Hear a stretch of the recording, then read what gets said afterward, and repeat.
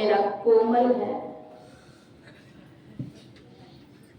ठीक से चाकू लगाइएगा, कहीं चाकू लगने न पाए। अपना बच्चा के मुरन करावे, चाकू लगने न पाए। बकरी बच्चा के गर्दन कटावे, तनिक दया नहीं आवे कसैया के। कसैया को थोड़ी भी दया नहीं आती है। अपना बच्चा के मुरन करावे, चाकू लगने न पाए। बकरी बच्चा के गर्दन कटावे, तनिक दया नहीं आवे कसैया के। बालापन से पटिया पोसे, बकरी भये महतारी।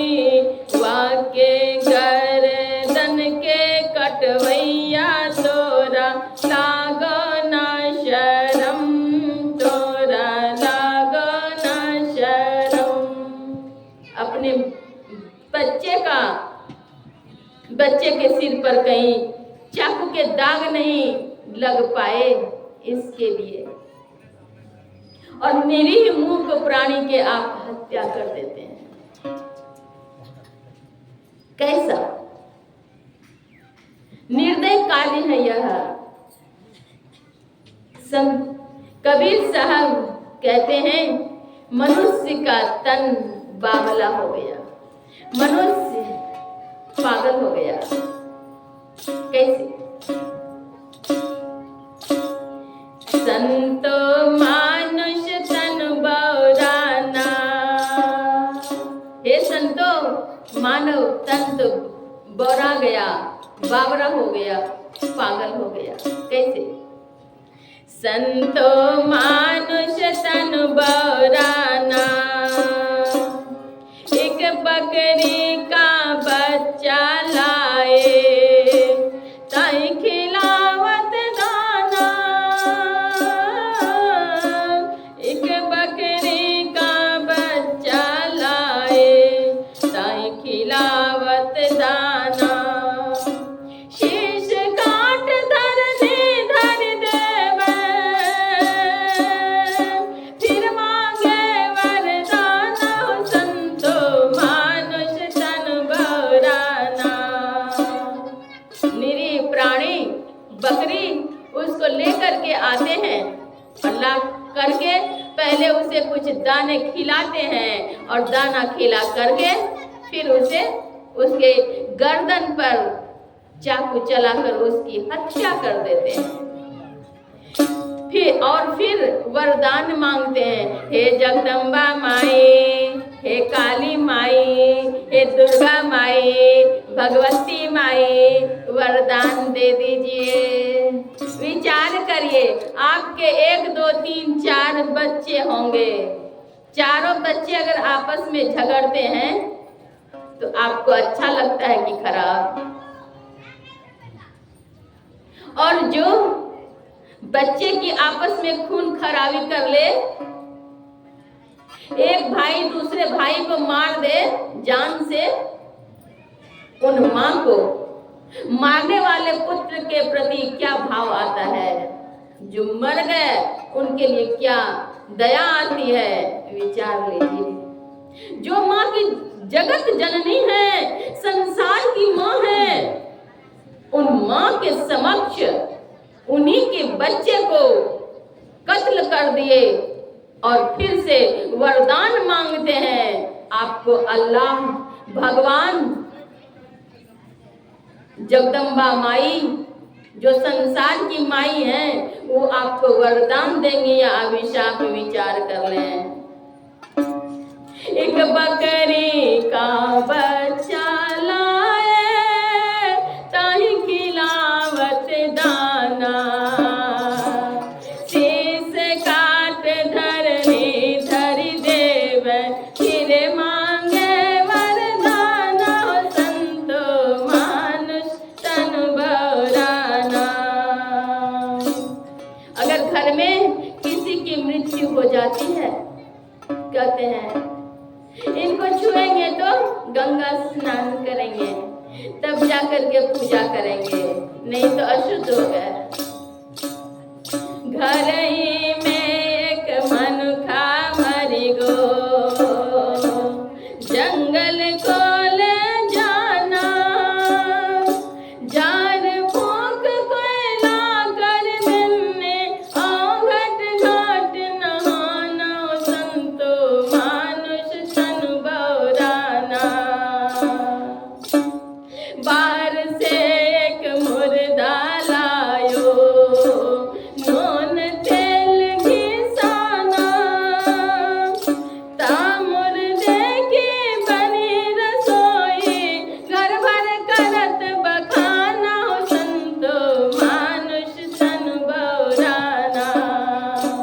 बाहर से एक मुर्दे को लेकर के आते हैं और घर में नमक, तेल, मिर्च, मसाले, घी आदि मिला करके छौंक करके बना लेते हैं और नहा धोआ करके टेबल पर बढ़िया से रख करके खाइए और खा करके बखान करते हैं, बहुत स्वादिष्ट, बहुत बढ़िया, बहुत आज का टेस्टी है।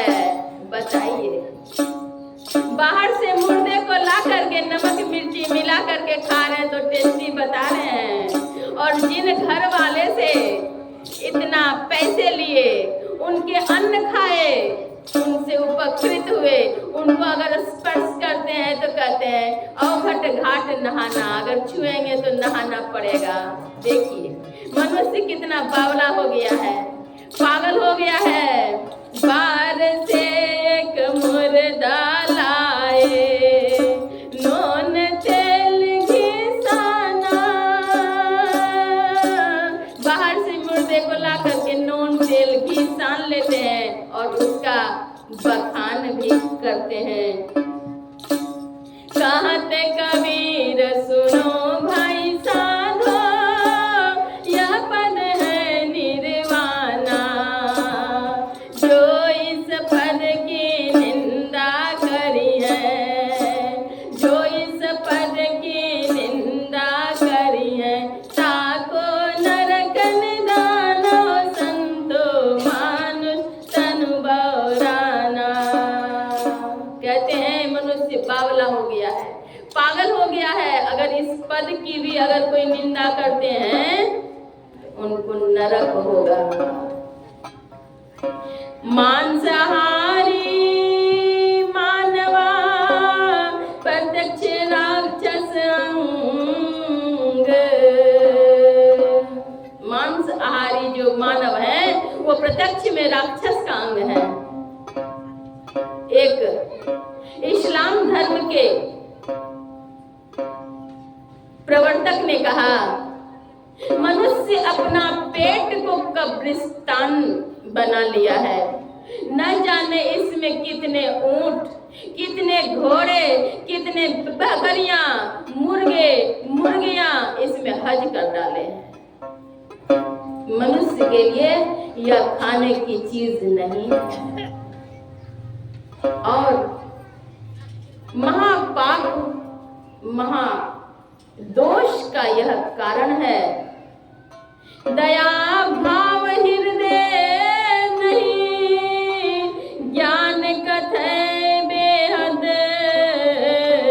ते नर नर कहीं जाएंगे, बड़ी बड़ी साखी शब्द।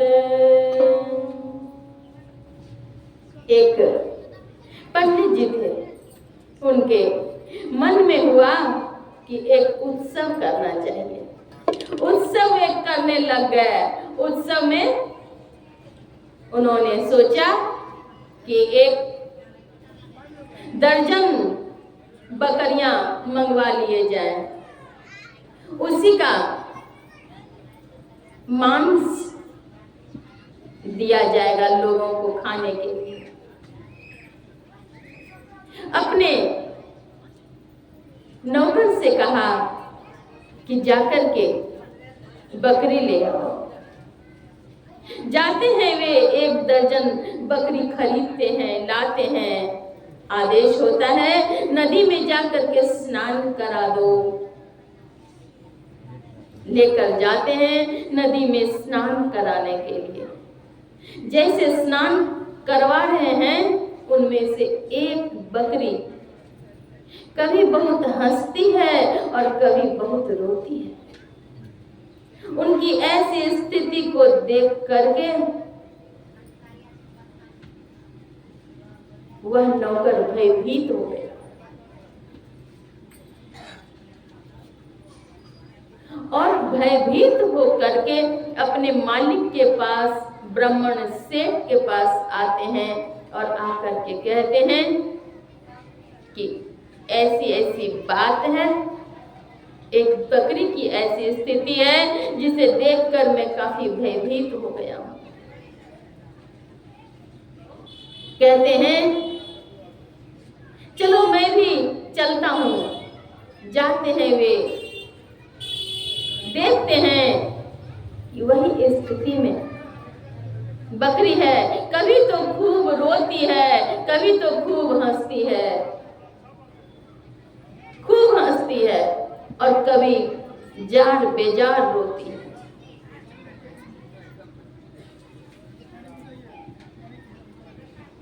सेठ जी ने हाथ जोड़ करके कहा, हे देवी, आप इस रूप में कौन हैं? कृपा कर मुझे बतलाइए और आपकी ऐसी स्थिति क्यों है यह भी मुझे बतलाइए।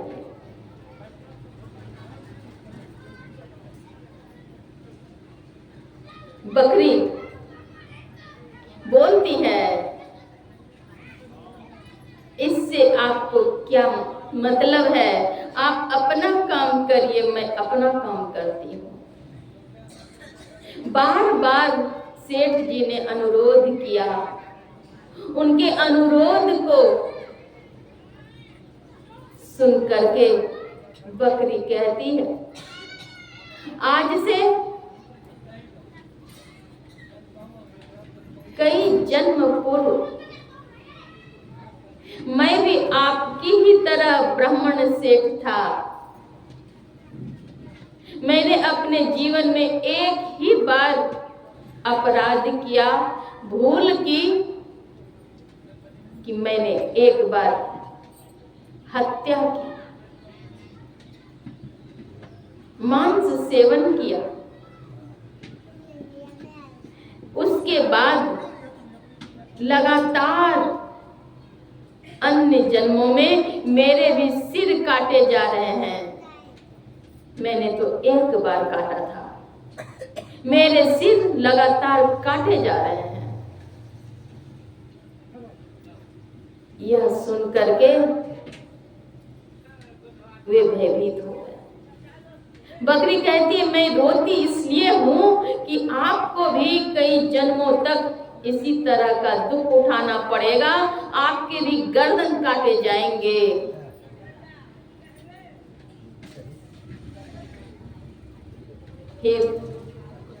हंसती इसलिए हूं, यह मेरा अंतिम बार है। इस बार के बाद मेरे गर्दन नहीं कटेंगे, यह जन्म मेरा अंतिम जन्म है। ब्राह्मण सेठ ने क्या किया? उनकी आंखें खुल गई। उन्होंने कहा, अब मैं ऐसा काम नहीं करूंगा। अपने अनुचर को आदेश देते हैं, ले जाकर के कंदरा में छोड़ दो। सभी बकरियों को पहाड़ पर छोड़ दिया गया। उन्हीं से जो बकरी बोल रही थी, उन्हीं बकरी के साथ क्या हुआ? अचानक वृष्टि होने लग गई, ठनका और उसी बकरी के गर्दन को काटते हुए अलग हो गया। कहता हूँ कहीं जात हूँ, कहा जो मान हमारा,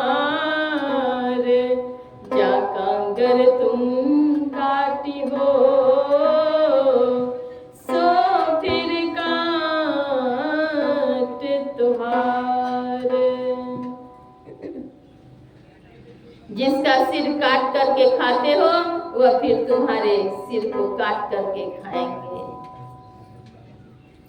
मांस मछलियां खात है सुरापान से हेत, तेनर जड़ से जाएंगे जो मूली का खेत। यह कुकर को खान है मनुष्य देह क्यों खाए, मुख में आमिख मेलता नरक पड़े सो जाए। कहता हूँ कई जात हूँ कहा जो मान हमार, अगर तुम हमारे कहे हुए को नहीं मानते हो, जिसका सिर तुम काट करके खाते हो वह अन्य जन्मों में तुम्हारे भी सिर को काट करके खाएंगे। मांस मछली अंडे का सेवन किसी भी तरह से उचित नहीं है, स्वास्थ्य की दृष्टिकोण से भी नहीं और धर्म अध्यात्म की भी दृष्टिकोण से नहीं, किसी भी दृष्टिकोण से उपयुक्त नहीं है। दारू, गांजा, भांग, अफीम यह भी खाने योग्य नहीं है। खैनी में निकोटिन की मात्रा होती है। जीवित सर्प के मुख द्वार में अगर थोड़ी सी खैनी दे देंगे तो वह सर्प मर जाएगा और मानव उस जहरीले पदार्थ को अपने मुख में ले रहा है। नशा न खाना मान ले बहना, प्यारे भाई बहना होगी बड़ी खराबी, होगी बड़ी खराबी। नशा न खाना मान ले कहना, प्यारे भाई बहना होगी बड़ी खराबी, होगी बड़ी खराबी। नशा जहर है, नशा में डर है, जीते जी मर जाना होगी बड़ी खराबी, होगी बड़ी खराबी। नशा खाने से खराबी होगी, शराब पीने से बुद्धि भ्रष्ट होती है, वो अनाप शनाप बकने लग जाता है, कहीं गिर जाता है, कहीं भी। एक संत ने कहा, बिगड़ल दुनिया के रहनिया कैसे सुधरी, कैसे सुधरी हो लोगवा, कैसे सुधरी। बिगड़ल दुनिया के रहनिया कैसे सुधरी। कुछ तो लोगवा भयो शराबी पीवी के मत वाला, कुछ तो लोगवा भयो शराबी पीवी के मत वाला। ठोकर खाकर नाली में गिरे, पेट का भात उगाला, कुतबा करे मुचटनिया कैसे सुधरी, कुतबा करे मुचटनिया कैसे सुधरी, कैसे सुधरी हो लोगवा, कैसे सुधरी। बिगड़ल दुनिया के रहनिया कैसे सुधरी। अगर शराब पीते हैं तो बुद्धि भ्रष्ट हो जाती है, ठोकर खा करके नाली में गिर जाते हैं उल्टी होती है, पड़े रहते हैं। उधर से कुत्ता आता है, उसके मुंह को सूंघता है और उल्टी को चाटता है, उसके मुंह को भी चाट लेता है। कैसा काम? मनुष्य के तन को कुत्ता चाटे। बुद्धि भ्रष्ट, अनेक रोग, कैंसर जैसे रोग, शराब मस्तिष्क में पहुंच जाता है। बहुत हानि, कई तरह की हानि होती है। घर परिवार के लोग दुखी रहते हैं, सोचते हैं, वे शराब के नशे में घर परिवार के लोगों को मारते पीटते भी हैं, बकबक करते हैं, गालियां देते हैं। कितनी हानि है। मनुष्य जीवन को बर्बाद करते हैं। इसलिए सदगुरु महाराज कहते हैं, खान पान को प्रथम समारो, तब रस रस सब अवगुण मारो। दारू, गांजा, भांग, अफीम, ये कोई भी खाने पीने योग्य पदार्थ नहीं है।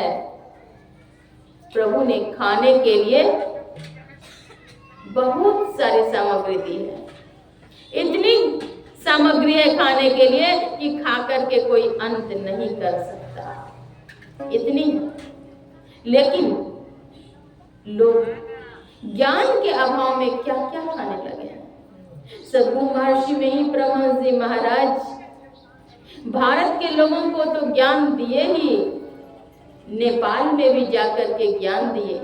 वहां के लोगों को खाने पीने नहीं आता था। मछलियों को सुखा करके उसकी गोली बना करके रखते थे और खाते थे। वहां के लोगों को सदगुरु महाराज ज्ञान दिए, उन्होंने भी खान पान को संभाला। बहुत लोग नेपाल में दीक्षित भी हुए हैं, बहुत लोग शाकाहारी भी हुए हैं, और यहाँ के लोग नहीं समझे, यह कितनी हानि की बात है। संत जन चेताते हैं, समझाते हैं, बतलाते हैं। सचेत होना स्वयं को है। देहस्था सर्वविद्याश्च देहस्था सर्वदेवता देहस्था सर्वतीर्थानि गुरुवाक्येन लभ्यते। इस देह में सारी विद्याएं मौजूद हैं, सभी तीर्थ मौजूद हैं, लेकिन जब तक गुरु के पास नहीं जाएंगे तब तक वह लाभ नहीं मिलेगा। विंदुनाद महालिंगम शिव शक्ति निकेतनम देहं शिवालयं प्रोक्तं सिद्धिदं सर्वदेहिनां। विंदु और नाद महालिंग है, शिव और शक्ति का घर है। भगवान शिव ने मनोलय के 1.25 लाख साधन बतलाए हैं, जिनमें से कि नादानुसंधान श्रेष्ठ है। सदा शिवोक्तानि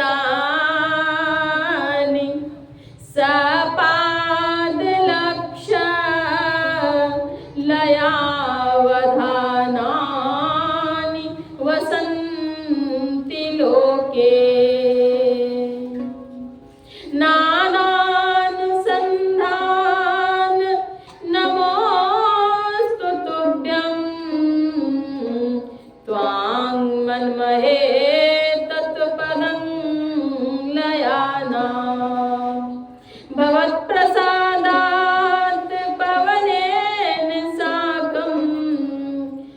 नादानुसंधान श्रेष्ठ है। भगवान शिव ने मनोलय के 1.25 लाख साधन बतलाए हैं, उनमें से नाद की साधना सर्वश्रेष्ठ है। वही नाद की साधना संत मत सत्संग में बतलाई जाती है। नाद से पहले विंदु ध्यान है, विंदु ध्यान से पहले मानस ध्यान और उसके पहले मानस जप। इन साधना चतुष्टय को करके आवागमन के चक्र से मुक्त हो सकते हैं, दुखों का अंत होगा। और फिर क्या होगा? हम प्रभु प्रभु